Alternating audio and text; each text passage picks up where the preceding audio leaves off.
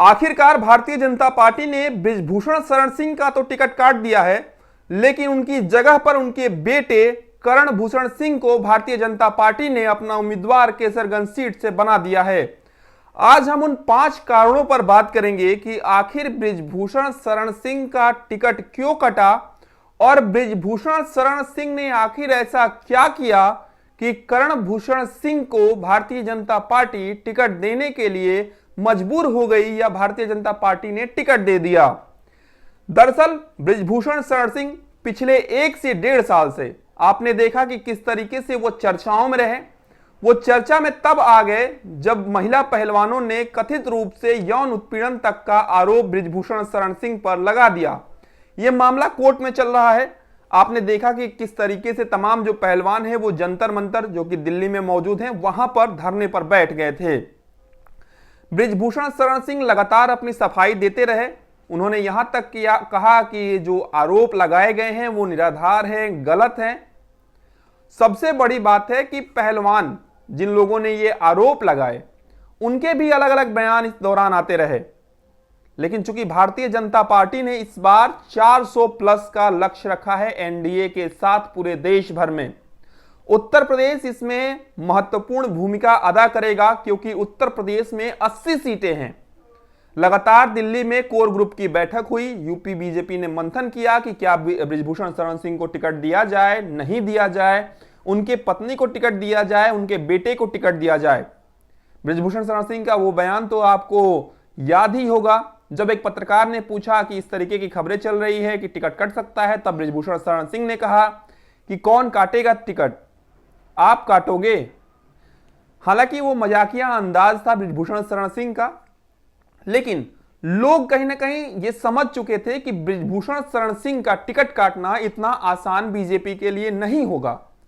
कारण यह भी है कि बृजभूषण शरण सिंह वर्षों से, आपने इतिहास देखा होगा कि किस तरीके से वो कई साल से वहां से सांसद चुनकर आ रहे हैं। बृजभूषण शरण सिंह का पूरा परिवार जो है वो राजनीति से एक तरीके से जुड़ा हुआ है। उनके बेटे प्रतीक भूषण भी राजनीति से जुड़े हुए हैं। हालांकि करण भूषण सिंह थोड़े से राजनीति से दूर जरूर थे, लेकिन अब चूंकि भारतीय जनता पार्टी ने उन्हें प्रत्याशी बना दिया है, यानी कि केसरगंज सीट से वो चुनाव लड़ेंगे।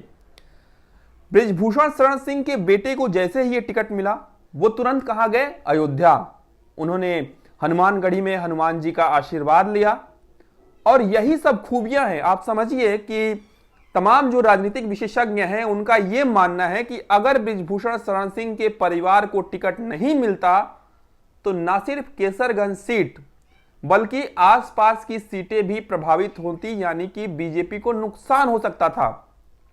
बीजेपी का आलाकमान इस बात को बखूबी जानता था, लेकिन शायद आलाकमान के पास यह भी मजबूरी थी कि अगर बृजभूषण शरण सिंह को टिकट दिया जाता है तो भले ही महिला पहलवानों द्वारा कथित तौर पे यह आरोप लगाया गया हो झूठा है, सही है, यह कोर्ट का मामला है, लेकिन विपक्ष जो है वो इसे मुद्दा बना सकता था और कहीं ना कहीं भारतीय जनता पार्टी को घेर सकता था। ऐसे में आपने देखा कि उत्तर प्रदेश की 80 सीटों में ज्यादातर सीटों का उम्मीदवारों का ऐलान जो है वो भारतीय जनता पार्टी ने कर दिया। बचा था तो रायबरेली और केसरगंज, और केसरगंज और रायबरेली में भी उम्मीदवारों का ऐलान कर दिया गया। अब आते हैं कि बृजभूषण शरण सिंह क्या दबदबा कम हुआ या दबदबा बढ़ा है? क्या पिता का दबदबा कम हुआ, बेटे का दबदबा बढ़ गया? सवाल तो यही उठ रहे हैं। आप समझिए कि आमतौर पर आपने देखा होगा कि जब कहीं महिला सीट आती है, चुनाव जब लड़ा जाता है तो क्या करते हैं कि पुरुष अपनी पत्नी को लड़ा देते हैं, अपने घर के किसी महिला सदस्य को लड़ा देते हैं और प्रतिनिधित्व जो है वो खुद करते हैं।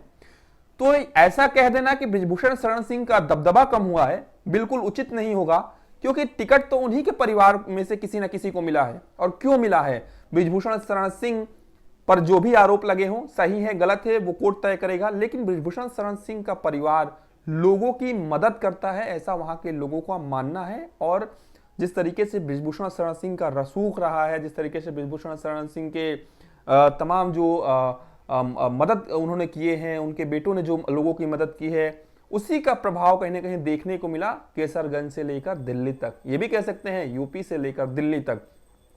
आखिरकार भारतीय जनता पार्टी ने केसरगंज से करण भूषण सिंह को अपना उम्मीदवार बना दिया। अब देखने वाली बात होगी कि करण भूषण सिंह केसरगंज से कितने मतों से चुनाव जीत कर आते हैं, क्योंकि समाजवादी पार्टी की अगर हम बात करें, आपने देखा कि तब तक समाजवादी पार्टी ने भी अपने पत्ते नहीं खोले थे जब तक भारतीय जनता पार्टी ने अपने पत्ते नहीं खोल दिए, या यूं कहें कि इंडिया अलायंस ने भी अपने पत्ते नहीं खोले थे कि वहां से कौन उम्मीदवार होगा। आप लोग क्या सोचते हैं कि करण भूषण सिंह कितने मतों से विजयी होंगे? हमें कमेंट कर जरूर बताइएगा। अगर आप YouTube पर इस वीडियो को देख रहे हैं तो हमारे YouTube चैनल को सब्सक्राइब कर लीजिए।